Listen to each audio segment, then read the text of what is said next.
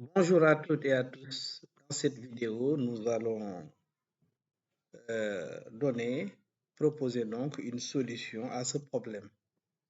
Dans ce problème, qu'est-ce qu'on nous demande? On nous donne ce nombre-là, racine de 2 plus racine de 2 plus racine de 2. Et on nous demande de montrer que c'est un nombre irrationnel. Voilà. Donc voilà le problème. Vous pouvez mettre la vidéo sur pause, essayez avant de voir la solution proposée ici. Alors, donc on y va. Posons A égale le nombre demandé, c'est-à-dire racine de 2 plus racine de 2 plus racine de 2.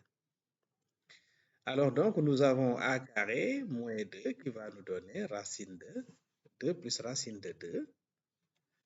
Ce qui veut dire donc que A carré moins 2, le tout au carré, moins 2 donne racine de 2.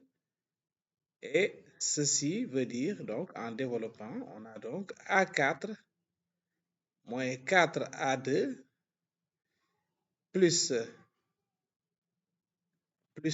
donc 4 moins 2, ça fait 2. Donc plus 2 est égal à racine de 2. Bien, on va maintenant encore élever au carré. Donc A4 moins 4A carré plus 2, le tout au carré, moins 2 égale 0. Et en développant, nous obtenons A8 plus 16 A4 plus 4 moins 6 moins 8 A6 plus 4 A4 moins 16 A carré moins 2 égale 0.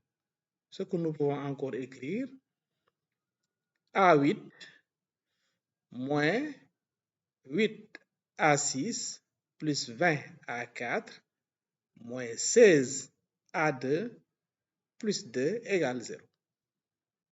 Ainsi donc, nous voyons que A est solution de l'équation à coefficient entier. Vous voyez bien que cette équation-là, les coefficients sont des entiers.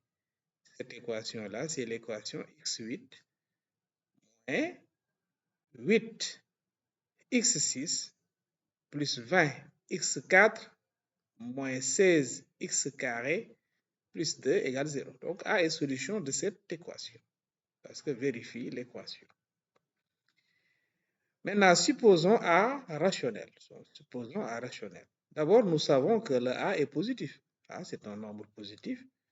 Donc, A a la possibilité de s'écrire sous la forme A égale à P sur Q avec P et Q des entiers naturels qui sont premiers entre eux. Voilà, ça veut dire qu'il n'y a aucun diviseur commun entre P et Q. Voilà. Et puis, les P et les Q sont des entiers naturels. Puisque A est positif, là, on peut le dire. Alors, maintenant, puisque A est solution et A égale à P sur Q, on va remplacer dans l'équation A par P sur Q, ce qui va nous donner P sur Q à la puissance 8, moins 8 P sur Q à la puissance 6, plus 20 P sur Q à la puissance 4, moins 16 P sur Q à la puissance 2, plus 2 égale 0. Maintenant, multiplions cette égalité par Q à la puissance 8. Si on multiplie par Q à la puissance 8, nous obtenons P à la puissance 8 moins 8Q carré P à la puissance 6 plus 20 Q4 P à la puissance 4 moins 16 Q6 P au carré plus 2 Q à la puissance 8 égale 0.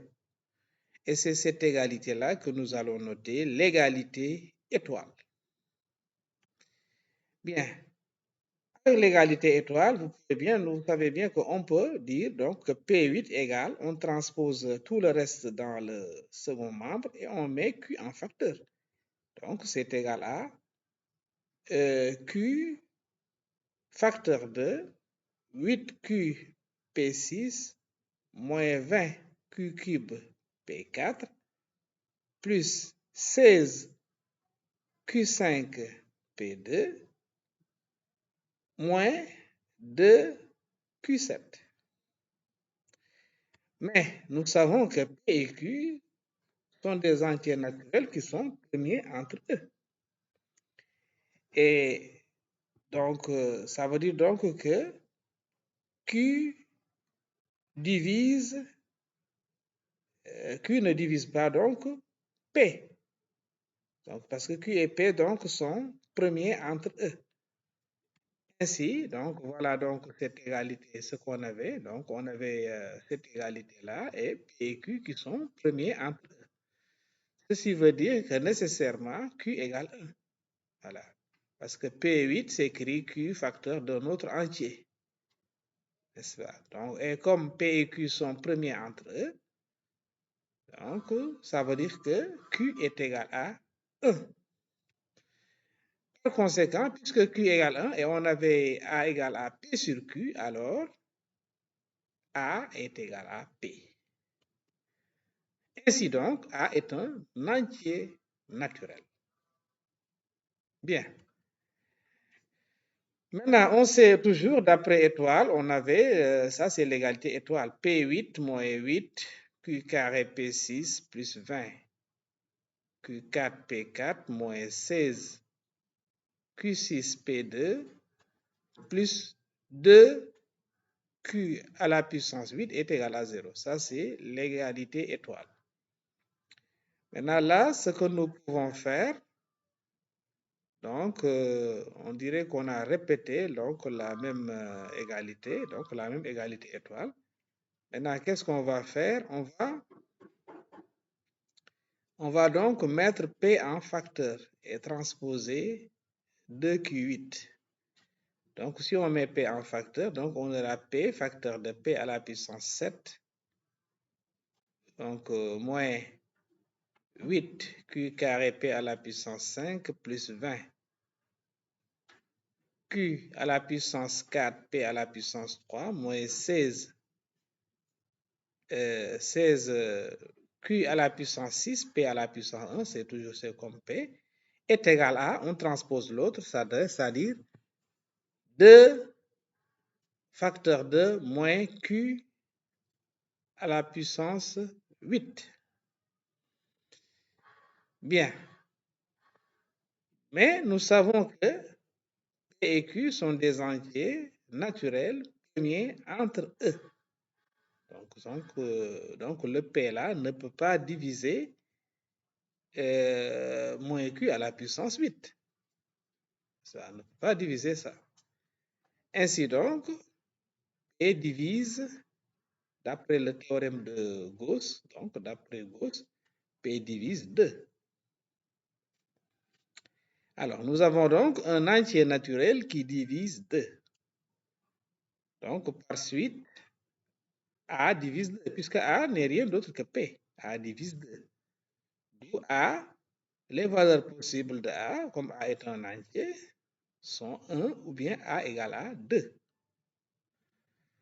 Or, on avait A égale à racine de 2 plus racine de 2 plus racine de 2. Donc, ce qui veut dire que ce nombre-là, si nous prenons le nombre sous le radical, 2 plus racine de 2 plus racine de 2, on sait que c'est un nombre qui est strictement supérieur à 1. Mais c'est aussi un nombre qui est inférieur strictement à 2 plus racine de 2 plus 2. Parce qu'on peut majorer racine de 2 par 2. Racine de 2 est inférieure à strictement à 2. Mais ce dernier nombre-là, c'est-à-dire 2 plus racine de 2 plus 2, c'est rien d'autre que 4. Ainsi donc, 2 plus racine de 2 plus racine de 2 est compris strictement, au sens strict, entre 1 et 4. Donc, en prenant donc le radical partout, n'est-ce pas? Racine de 1, c'est 1. On sait que la fonction racine carrée est strictement croissante. Donc, l'inégalité stricte est conservée. Donc, 1 est strictement inférieur à racine de 2 plus racine de 2 plus racine de 2, mais également c'est inférieur strictement à 2. Par conséquent, notre A là est strictement compris entre 1 et 2. Donc A ne peut pas être égal à 1 et ne peut pas être égal à 2. Or A est un entier. Donc ceci est absurde. Puisque c'est absurde, donc le nombre A qui est égal à racine de 2 plus racine de 2 plus racine de 2 est un nombre irrationnel. Parce qu'en supposant que c'est un nombre rationnel, on aboutit à une contradiction. Voilà, donc c'est la fin de cette vidéo. Merci de l'avoir suivi. Et à la prochaine pour une autre vidéo, Inch'Allah.